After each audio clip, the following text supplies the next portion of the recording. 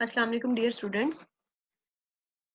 As yesterday, we have started the topic that is quantum numbers. We have completed the two quantum numbers that were principal quantum numbers and azimuthal quantum number. Today, we are going to complete this topic and the other two quantum number named as magnetic quantum numbers and spin quantum numbers. Let me share my screen with you first so that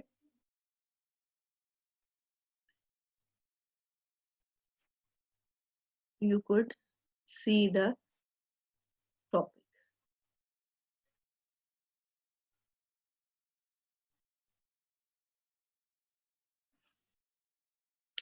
अच्छा जी बच्चों कल आपने एजमेथल quantum number तक complete किया है the third quantum number that is the magnetic quantum number it is denoted by the symbol small m.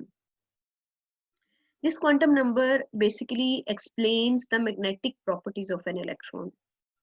That means the magnetic properties of an electron around a nucleus. आपको पता है, as you all know, the motion of an electron around a nucleus produces a magnetic field. Whenever an electron revolves around a nucleus, it produces its own magnetic field, which can be represented by a vector in the direction of an external applied field. If you apply an external field, the magnetic field of the electron,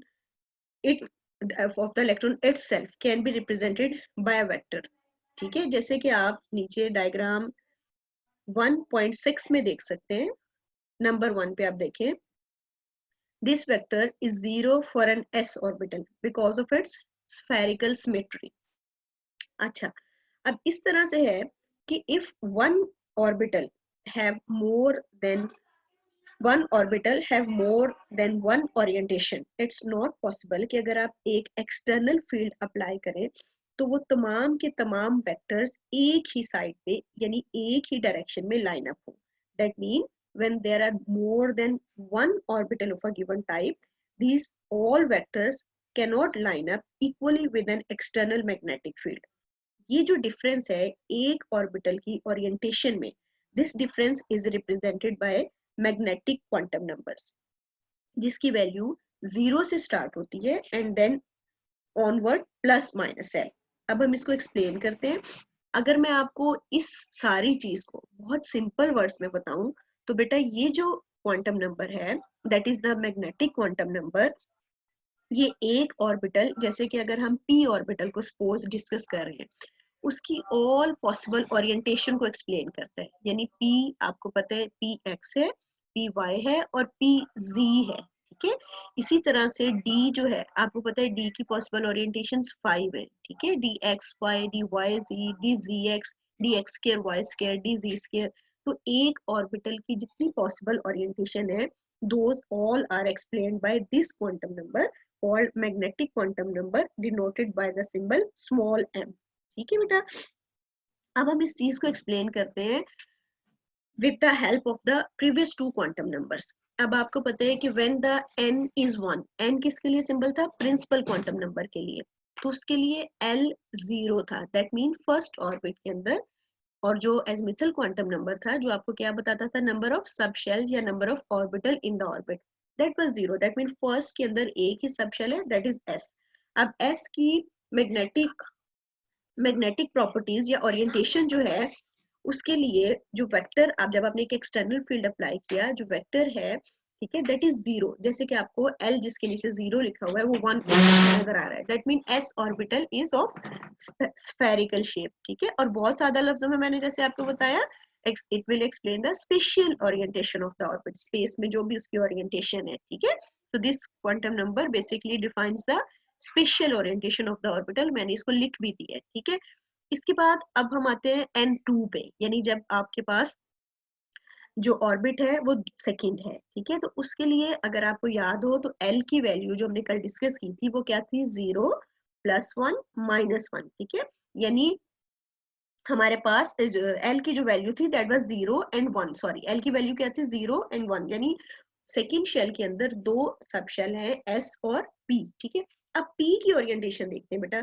जब जब भी l 0 होगा तो हम कह रहे हैं उसकी ओरिएंटेशन 1 है, s स्फेरिकल शेप में है. जब l 1 है तो उसके लिए जो m है दैट इज 0 +1 -1. यानी P जो है वो Px, Py और Pz है, ठीक है। इसी तरह for L2, L2 for d orbital and L3 for the f orbital। तो d orbital के लिए पॉसिबल ओरिएंटेशन कितनी है 5, 0 +1 -1 +2 -2, ठीक है। और f ऑर्बिटल के लिए टोटल f कब है जब आपके पास L क्या है 3 है, तो f ऑर्बिटल की पॉसिबल ओरिएंटेशन कितनी है आपको पता है सबको, कितनी है बेटा 7, 0 +1 +2 +3 -1 -2 -3, ठीक है।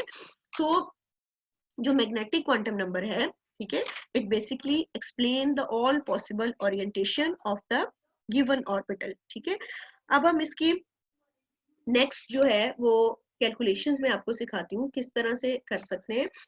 As you can see on screen, अब वो कह रहे हैं कि द ये जो आपने पीछे अभी मैंने आपको वेक्टर्स के डिफरेंट वेक्टर के थ्रू एक्सप्लेन किया है, the value of the m, angular momentum is in the direction of the applied field is given by, ये हम पढ़ चुके हैं पीछे भी, mlh/2 पाई, ठीक है। So the value of m given in the table, it is clear from the table that when n is 1, L is 0, m is also 0. Hence that means the number of orbital is 1 which is circular and is called s orbital, ठीक है। ये चीज जो मैं अभी आपको पढ़ा चुकी हूँ वो थ्योरी की फॉर्म में आपके सामने। अब जब n 2 है तो हमारे पास बेटा L क्या था 0 और 1, यानी उसमें s और साथ में क्या था p। अब उसमें जो 1 है यानी जब L 1 है तो उसके लिए m की वैल्यू क्या थी 0 +1 -1, यानी p n। जब आपके पास बेटा L1 आ गया ना दैट मीन p ऑर्बिटल, ठीक है। और p ऑर्बिटल की पॉसिबल ओरिएंटेशन क्या है 3 है, px, py and pz, that means the number of orbital is 3 corresponding to the 3 p orbitals with their orientation parallel to the 3 coordinate axis x, y and z, they are called px, py and pz। अब हम आ जाते हैं बेटा d orbital के लिए। d में L2 है, आपको पता है L जब भी 0 होगा दैट मीन s, L क्या था एजिमुथल क्वांटम नंबर, L जब भी 1 होगा दैट मीन P, और L जब भी 2 होगा दैट मीन D, ठीक है बेटा। और D जो है और L जब भी 3 होगा दैट मीन F, ठीक है। और D के लिए नंबर ऑफ पॉसिबल ओरिएंटेशन 5 है, ठीक है। 5 कैसे होंगी 0 +1, पीछे पिछले पेज पर भी मैंने आपको उसको एक्सप्लेन भी किया, 0 +1 +2 और -1 -2, टोटल कितनी हो गई 5, ठीक है। और इसी तरह से जब हमारे पास जो है वो L3 है, L3 मीन F, F की पॉसिबल ओरिएंटेशन कितनी है 7, ठीक है। So this quantum number explains the all possible orientation of the orbitals in the space, ठीक है। So it basically explains the magnetic properties of an electron, ठीक है। आपने जब भी क्वांटम नंबर्स को डिस्कस करना है, कोई एक भी आपको क्वांटम नंबर डिस्कशन लाइक सिर्फ अगर वो आपको मैग्नेटिक क्वांटम नंबर एग्जाम में दे देते हैं तो you will have to relate it with the other two. आपको बताना पड़ेगा कि according to the N first orbit, first में एल की क्या वैल्यू है और एल के लिए फिर आगे एम जो है वो कितनी पॉसिबल ओरिएंटेशन देता है, ठीक है। So thus for S P D and F orbitals, all orbitals they accommodate 2, 6, 10 and 14 electron. ये आपको ऑलरेडी पता है बेटा। अगर हम सिर्फ एक ऑर्बिटल की बात करें, चाहे वो s है, p x से है या d का कोई एक है, तो एक ऑर्बिटल में एट अ टाइम मैक्सिमम कितने नंबर ऑफ इलेक्ट्रॉन जो है वो ऑक्युपाई एक ऑर्बिटल कर सकता है 2। तो अगर p की पॉसिबल ओरिएंटेशन 3 है, px, py और pz, तो टोटल उसमें कितने इलेक्ट्रॉन आ जाएंगे 6। और d की अगर 5 है तो टोटल कितने आ जाएंगे 10, एज 1d कैन अकोमोडेट 2, तो टोटल 5 है तो कितने हो गए 10, ठीक है। इसी तरह से f में 1 f कैन अकोमोडेट 2, और अगर टोटल ओरिएंटेशन 7 है यानी उसकी 7 आप समझ ले के हैं ओरिएंट, ठीक है, अलोंग द हम डिफरेंट कोऑर्डिनेट डिस्कस करते हैं कोऑर्डिनेट एक्सिस की, उसकी क्या क्या पॉसिबल है। आप इसको और भी सिंपल कर लें तो शेप्स कर लें, ठीक है। जैसे हम कहते हैं कि S1 ही है हमेशा सर्फ स्फेरिकल में ही है, और P भी 3 में है, PX है, PY है, PZ है, और हमने इसको बोर्ड पे तब ड्रॉ करके भी देखा हुआ है पहले, ठीक है। तो टोटल अगर उसके पास 7 F है तो एक F में 2 इलेक्ट्रॉन पॉसिबल ये अकोमोडेट करता है एक F, तो 7 2s are 14, तो टोटल 14 हो जाएंगे, ठीक है।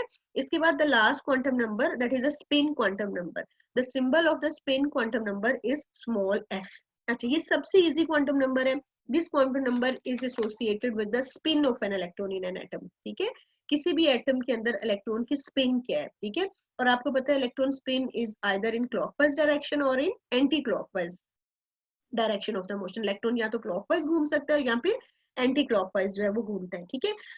और इसको कैसे किया जाता है, जैसे अभी मैंने अभी जब आपको मैग्नेटिक क्वांटम नंबर पढ़ाया तो मैंने आपको बताया कि जब भी एक इलेक्ट्रॉन न्यूक्लियस के इर्द-गिर्द रिवॉल्व करता है तो it produces its own magnetic field, और हम उस मैग्नेटिक फील्ड को जब रिप्रेजेंट करते हैं, यानी कि उसकी क्या पॉसिबल ओरिएंटेशन है, क्या पॉसिबल डायरेक्शन है, तो हम एक एक्सटर्नल अप्लाई करते हैं फील्ड, जिससे उसके अकॉर्डिंगली वो एक जो है वो मोशन शो करता है और उससे अंदाजा लगाया जाता है। इसी तरह से जो डायरेक्शन ऑफ मोशन है इलेक्ट्रॉन की, that can also be found out by the application of an external magnetic field, ठीक है। So the probability of motion in each case is 50% clockwise, therefore the motion is described by the spin quantum number having a value of plus half, और अगर किसी electron की anti clockwise direction है तो इस it will again have minus r, ठीक है।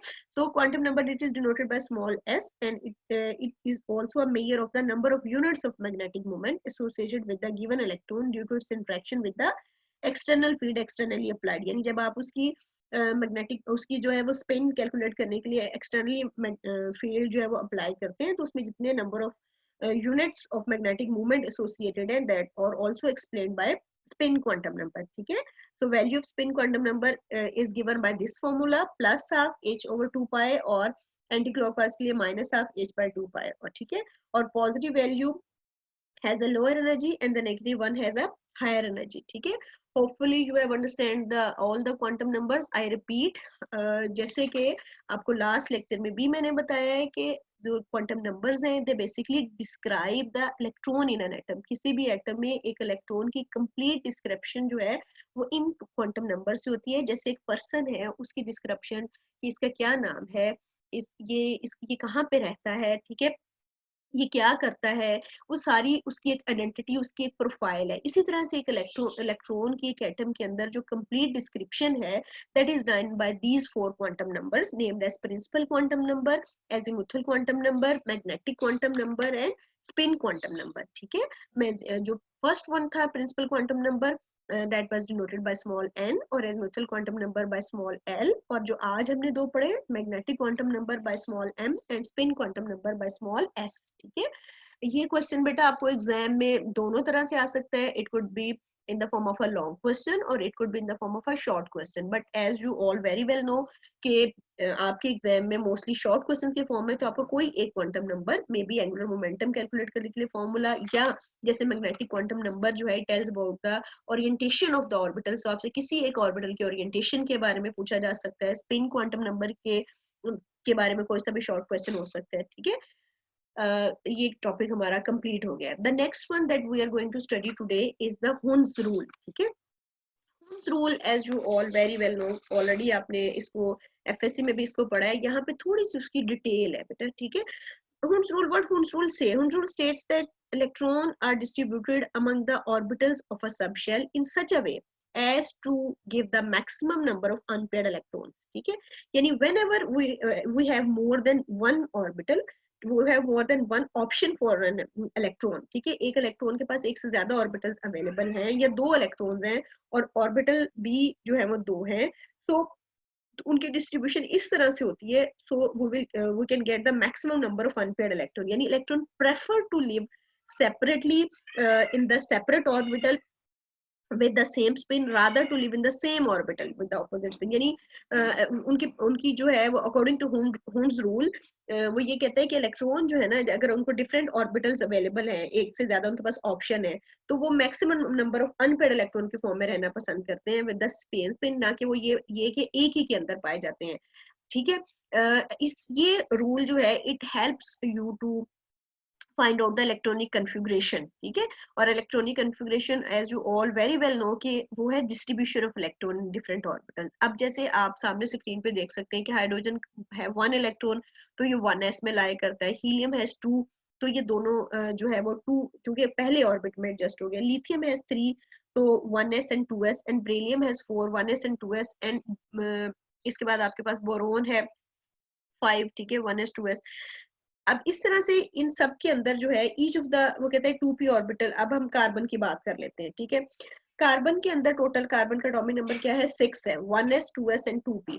अब ऐसा है बेटा 1s में मैक्सिमम 2 आ सकते थे, 2s में 2, और 2p के अंदर जो है वो ऐसे नहीं हुआ कि 2 पी एक्स के अंदर ही या पी वाई या पी जी में ही दोनों इलेक्ट्रॉन जो है वो ऑक्यूपाई करते हैं, बल्कि एक पी एक्स और एक पी वाई में रहना ज्यादा प्रेफर करता है. That means the distribution of electron is in such a way so as you can get the maximum number of unpaired electron. ठीक है, इस तरह से पेयरिंग के बजाय वो सिंगल ऑर्बिटल ऑक्यूपाई करना ज्यादा जो है प्रेफर करते हैं. ठीक है, इलेक्ट्रॉन्स जो होते हैं आपको पता है दे आर नेगेटिवली चार्ज और वो रिपेल. इसकी रीजन क्या है, अब हम इसकी तरफ भी जाते हैं. ये जो हुन्स रूल है ये बिल्कुल सही ऑथेंटिक है. तो इसकी रीजन क्या है कि इलेक्ट्रॉन जो है वो सेपरेटली सिंगली इलेक्ट्रॉन जो वो ऑक्यूपाई करते हैं. वो कहते हैं कि as you all know electrons जो है they are negatively charge and they repel each other. ठीक है, hence they spread out and occupy the, जैसे कि like in carbon 2p orbital singly before they begin to pair.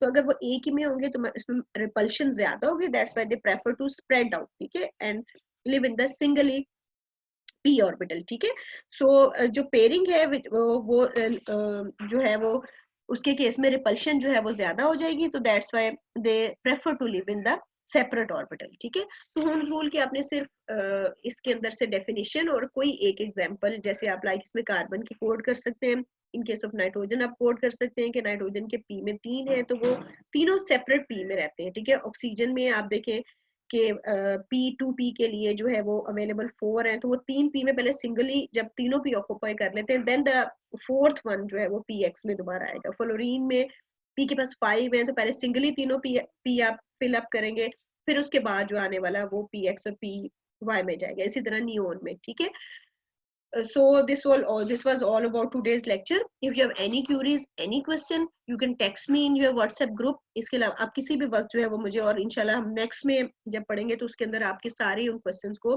Clarify भी कर देंगे. ठीक है, hope you have understand the today's lecture that was about the quantum numbers and the Ohm's rule. और इंशाल्लाह अब नेक्स्ट जो है वो हम अपना नेक्स्ट टॉपिक इसी तरह से कैरी ऑन करेंगे. ठीक है, अब अपने क्वेश्चंस, अपनी क्यूरीज, अपनी जो भी एम्बिग्यूइटीज हैं मुझे टेक्स्ट कर सकते हैं. अल्लाह हाफिज.